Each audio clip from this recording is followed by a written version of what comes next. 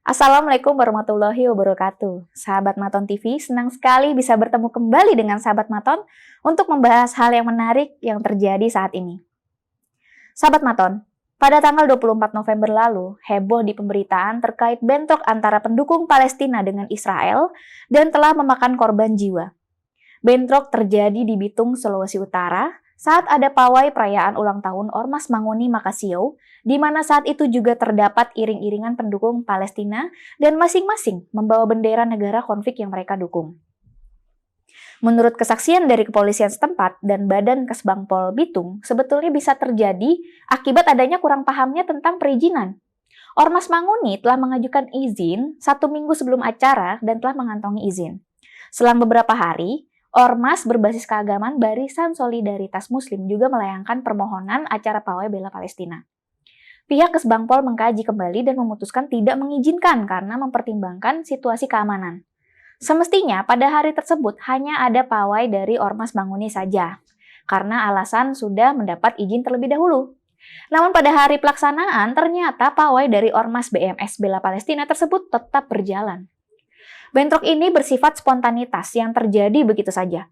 Namun tentunya awal mula pasti ada provokator, yang hingga saat ini masih diproses hukum. Meski resolusi konflik sudah berhasil dilakukan, dengan adanya deklarasi damai antara kedua belah pihak dan semua yang terkait.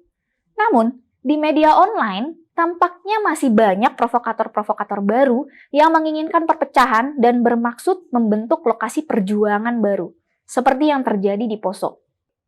Pada Selasa 28 November lalu, tagar Manguni sempat trending nomor 2 di aplikasi media sosial X dan berisi narasi-narasi radikal kekerasan.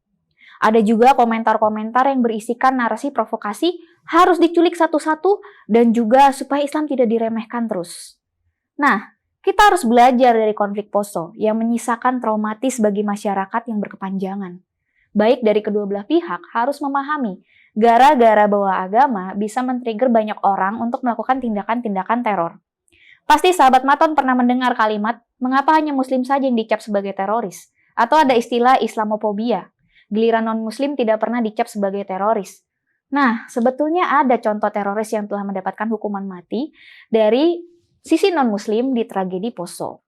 Jadi terorisme itu bukan representatif suatu agama tertentu. Hanya saja banyak oknum yang memelintir dan melakukan normalisasi kekerasan menggunakan agama mereka dan akibatnya seperti yang terjadi di Poso.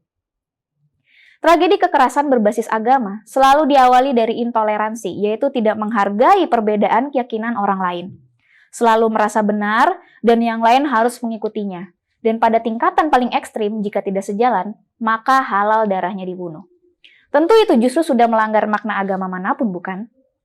Sahabat Maton, mari kita sedikit breakdown terkait masalah militansi seseorang yang terbentuk.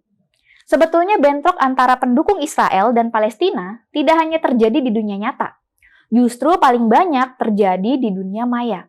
Saat ini banyak kejadian-kejadian pelanggaran hukum dari kedua pihak, yaitu penghinaan keyakinan agama tertentu, dan juga persekusi pihak pembela Israel atau Palestina di dalam negeri kita dengan menyebarkan informasi pribadi seseorang untuk dijatuhkan mental beramai-ramai.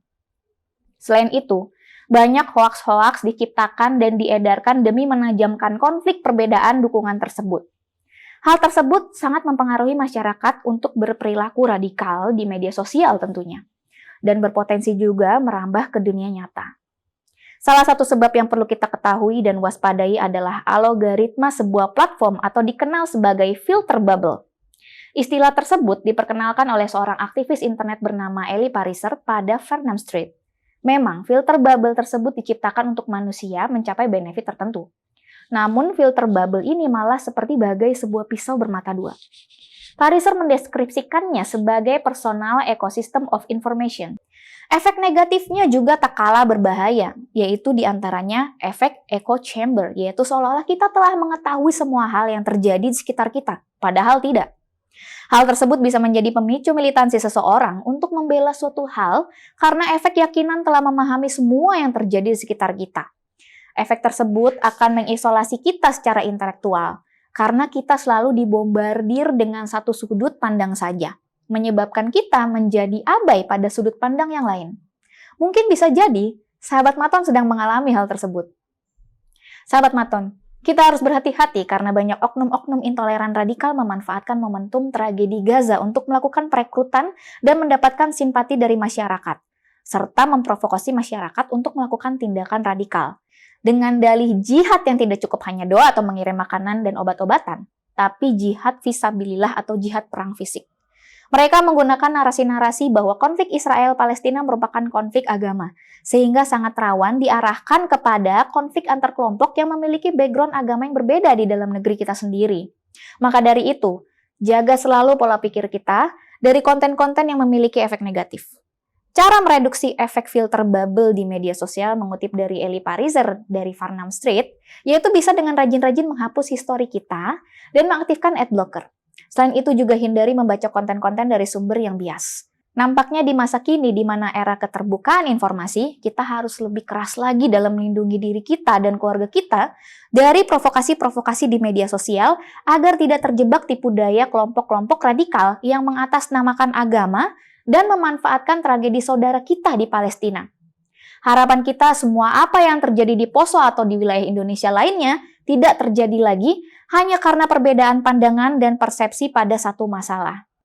Demikian sahabat Maton TV pada pertemuan kali ini. Semoga sahabat sehat selalu dan semoga ulasan yang kami berikan bisa menjadi informasi yang bermanfaat.